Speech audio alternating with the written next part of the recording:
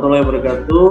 Perkenalkan, kami dari kelompok 2 yang akan menjelaskan sedikit tentang sifat dan karakteristik kayu.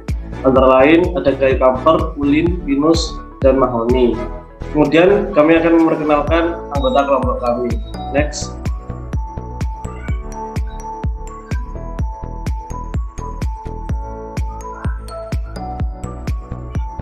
Perkenalkan, nama saya Dela Desalia. Saya Fahmi Abdillah. Saya Fatur Chandra. Saya Haikal Faranzi. Saya Hanis Wahyu Septiani.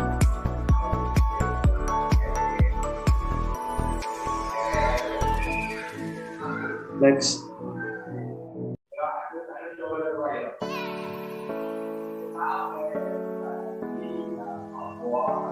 Oke, yang pertama kita akan membahas kayu kamper. Kayu kamper memiliki nama Latin Cinnamomum camphora, berasal dari daerah tropis. Kayu kamper banyak ditemui di Pulau Kalimantan, khususnya di daerah Samarinda.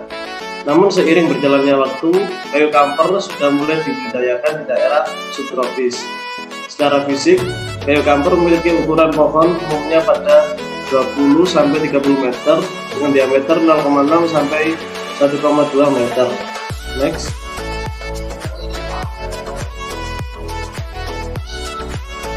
Karakteristik kayu kamper. Yang pertama, memiliki tekstur yang cukup kasar. Yang kedua, memiliki tingkat kilau medium. Yang ketiga, memiliki aroma seperti kamper atau kamper halus yang khas dan menyengat. Namun, furnitur yang terbuat dari kayu ini setelah dilakukan pengolahan dan finishing tidak akan memiliki bau menyengat seperti kamper. Yang keempat, kayu kamper tergolong awet dan tahan lama terhadap perubahan suhu, serangan hama, dan lain sebagainya. Kayu ini bisa menjadi pilihan dari segi budget jika dibandingkan dengan kayu jati. Dan yang kelima, memiliki resistensi yang tinggi terhadap hama tertentu, sehingga membuat kayu ini lebih awet dan tahan lama. Aroma khas kamper yang dimilikinya membuat kamper tidak disukai oleh hama pelapuk seperti rayap dan sebagainya. Next.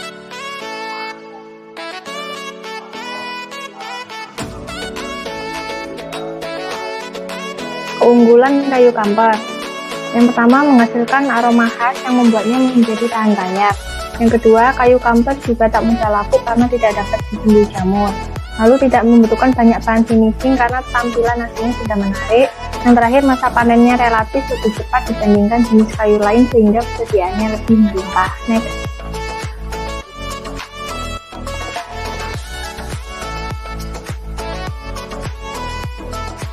Kekurangan kayu kamper mudah berubah bentuk, terutama ketika digunakan dalam waktu lama atau terkena air. Itulah sebabnya kayu kamper kurang cocok untuk furniture outdoor. Kemudian proses penghalusannya membutuhkan waktu lama karena permukaannya kasar dan keras. Aroma khas yang dihasilkan kayu kamper bisa menyebabkan alergi pernapasan dan iritasi kulit bagi yang sensitif.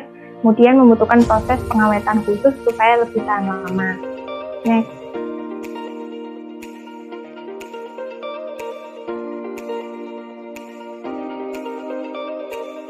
Kegunaan dari kayu kamper pada umumnya sering dipakai sebagai bahan utama dalam pembuatan konstruksi bangunan karena memiliki kelebihan sebagai kayu yang anti terhadap rayap serta tidak mudah lapuk. Selain itu, industri perkayuan seperti mebel atau furniture juga menggunakan kamper sebagai bahan utama untuk kebutuhan dalam rumah tangga. Next, selanjutnya akan dijelaskan oleh Fahmi.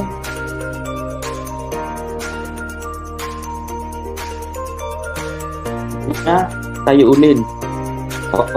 Pohon kayu ulin adalah salah satu pohon yang terkenal dari hutan Kalimantan Timur dengan ciri kayu yang keras dan kuat, warna gelap dan tahan terhadap air laut. Tinggi pohon ulin mencapai 50 meter dengan diameter hingga 120 cm. Kayu ini banyak dipakai sebagai bahan bangunan, khususnya untuk rumah yang didirikan di atas tanah berawa.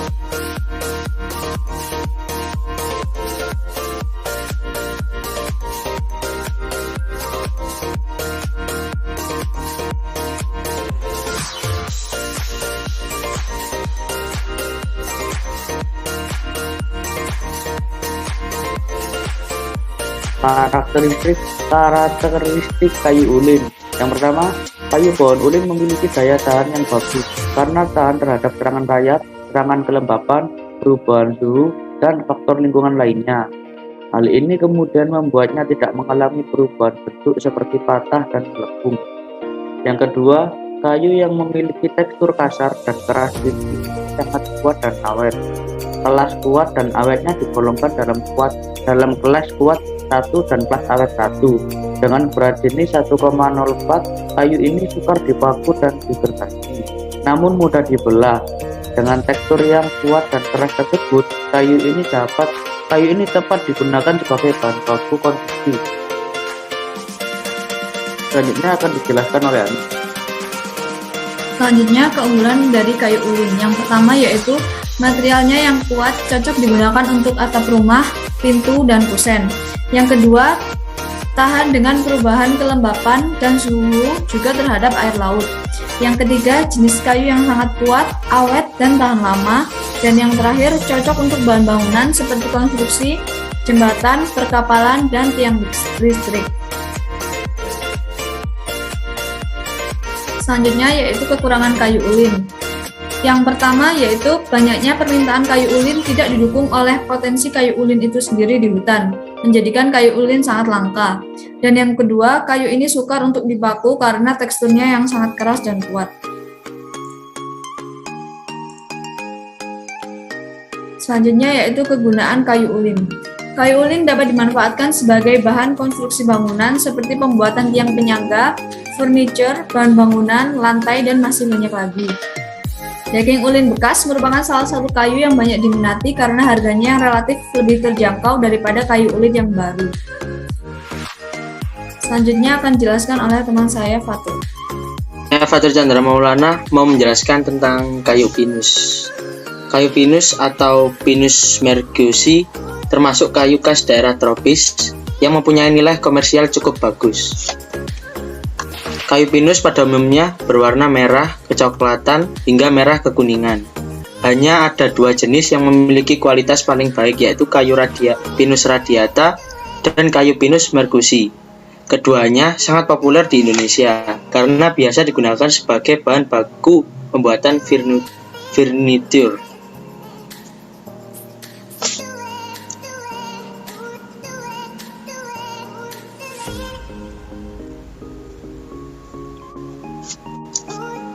Selanjutnya, karakteristik pada kayu pinus. Yang pertama, kayu pinus berwarna krim sehingga banyak penggiat mebel yang tetap mempertahankan warna naturalnya pada produk mereka. Yang kedua, mempunyai tekstur yang terlihat jelas. Kayu pinus lebih lunak dibanding jenis kayu mebel lainnya. Kayu pinus memiliki berat yang ringan dan kayu pinus memiliki banyak mata.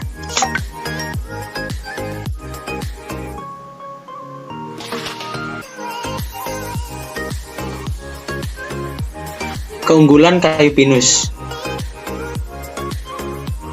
yaitu kayu pinus mudah dibentuk atau diproses menjadi furnitur apapun karena seratnya halus.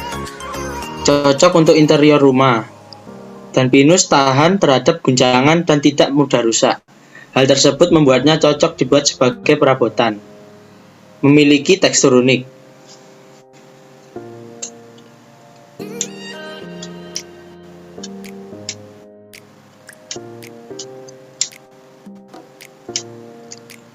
Nah, selanjutnya yaitu kekurangan kayu pinus. Jenis kayu yang cukup rentan terhadap perubahan cuaca, perubahan suhu, dan perubahan kelembaban.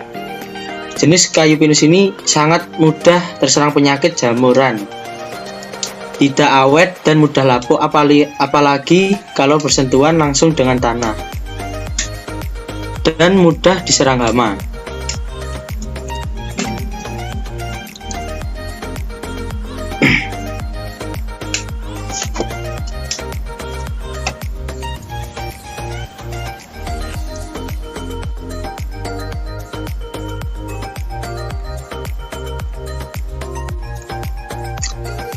Kegunaannya yaitu getah pinus yang disadap tersebut kemudian diolah untuk menghasilkan gondorukem yang digunakan sebagai bahan baku dalam industri kertas, keramik, plastik, cat, batik, tinta cetak, politur, farmasi, dan kosmetik. Kayunya yang digunakan untuk konstruksi ringan, mebel, pul, korek api, dan sumpit.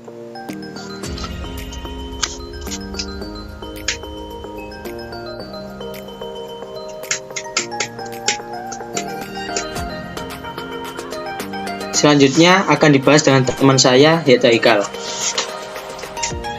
Kayu mahoni atau Swinternia mahoni, termasuk pohon besar dengan tinggi pohon mencapai 35-40 meter dan diameter mencapai 125 cm. Batang lurus, berbentuk silindris dan tidak berbanir. Kulit luar berwarna coklat kehitaman, beralur dangkal seperti sisik, sedangkan kulit batang berwarna abu-abu dan halus ketika masih muda, berubah menjadi coklat tua, beralur dan mengelupas setelah tua. Next.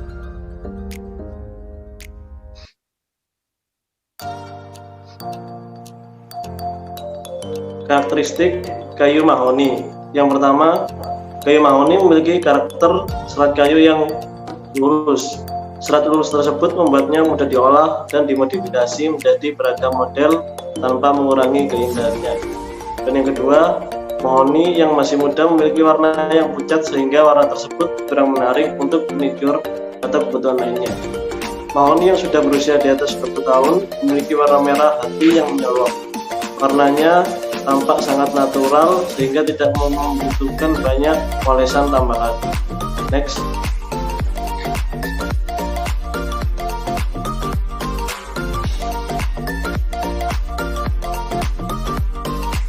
Keunggulan kayu mahoni. Yang pertama, serat kayu yang halus, lurus, dan beragam sehingga tampilan natural mahoni sudah terasa mewah untuk bahan dasar furnitur. Yang kedua, harganya lebih ekonomis dibandingkan kayu jati. Yang ketiga, kandungan minyak kayu mahoni tergolong rendah sehingga saat finishing bebas dari noda kekuningan. Dan yang keempat, daya tahan penampang kayu sangat stabil sehingga tidak mudah mengalami penyusutan atau pemuaian selama puluhan tahun. Oke, next.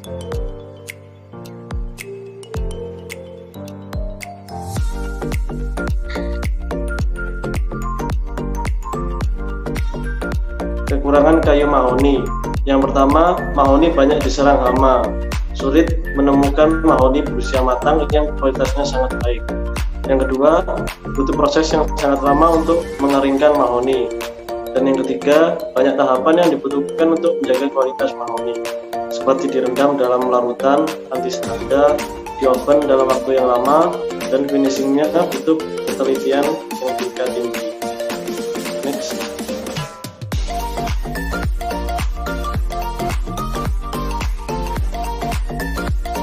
Kegunaan mahoni.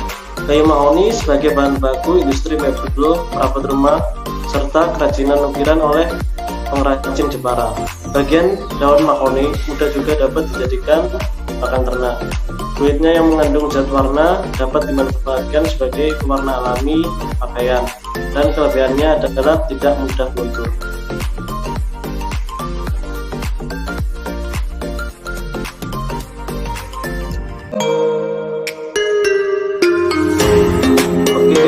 Sekian presentasi dari kelompok kami. Apabila ada kesalahan kata maupun perbuatan, saya minta maaf. Wassalamualaikum warahmatullahi wabarakatuh.